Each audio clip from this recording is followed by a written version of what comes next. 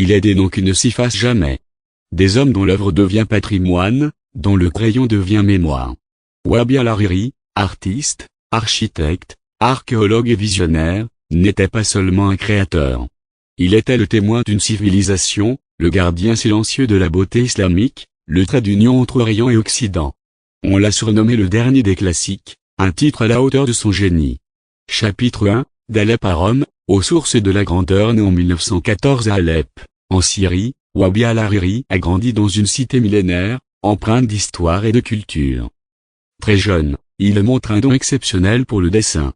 En 1932, il part étudier à l'Académie des Beaux-Arts de Rome, où il se forme au contact de l'art antique, de l'architecture classique et de la rigueur archéologique. Il y apprend l'art comme discipline, la forme comme langage universel, et le patrimoine comme responsabilité.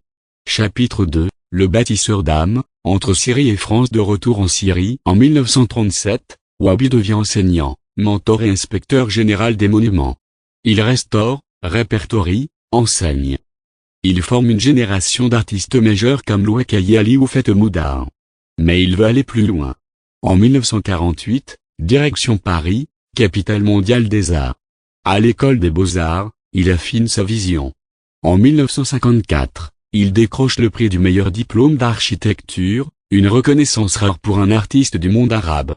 À son retour, il conçoit des projets iconiques, la radio nationale syrienne, le mémorial Adnan al-Malki, la restauration de la mosquée Khalid ibn al-Walid à Homs. À travers la pierre, il raconte l'histoire d'un peuple. Chapitre 3, l'âme du patrimoine islamique, dessiner ce que d'autres oublient. Dans les années 1960, Wabi al-Hariri s'installe en Arabie Saoudite. Ce pays en mutation rapide menace de voir disparaître ses trésors architecturaux. Wabi prend son crayon et entreprend l'œuvre d'une vie. Il parcourt le royaume pendant plus de 10 ans, dessine à la main mosquées, écoles, palais, portes, minarets. Son travail donnera naissance à un ouvrage majeur, Traditional Architecture of Saudi Arabia, publié en 1981 à Florence. Ce livre devient une référence mondiale. On le trouve dans les plus grandes bibliothèques, des États-Unis à la France, en passant par Buckingham Palace. Son art devient mémoire visuelle de l'islam. Une mémoire que ni le temps, ni le progrès, ni l'oubli ne pourront effacer. Chapitre 4, un artiste au sommet, honneur au Smithsonian. En 1984, Wabi al-Hariri entre dans l'histoire. Il devient le premier artiste arabe vivant à exposer au Smithsonian Museum à Washington. Le monde entier découvre un style unique, un dessin classique, rigoureux, sobre, mais habité par une émotion profonde. Il n'utilisait ni photographie, ni artifice. Juste sa main, son regard, et son amour du détail. C'est là que naît sa légende, le dernier des classiques, celui qui prolonge la lignée des grands maîtres de la Renaissance, mais au service du patrimoine islamique. Chapitre 5, les derniers édifices spirituels, une œuvre testamentaire. À la fin de sa vie, Wabi entame son projet le plus sacré, The Spiritual Edifice of Islam, une série de dessins représentant les plus grandes mosquées du monde islamique, de Cordoue à Pékin, du Caire à Istanbul. Malade, affaibli, il poursuit son travail avec la même ardeur.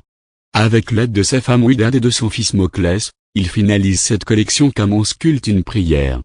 Il meurt en 1994 à Alep, dans la ville qu'il a vu naître, laissant derrière lui un héritage inestimable. Conclusion, une légende gravée à l'encre de l'histoire. Wabi al-Hariri n'était pas seulement un architecte, ni seulement un artiste. Il était un passeur de mémoire, un traducteur du sacré en très pur, un pont entre les civilisations.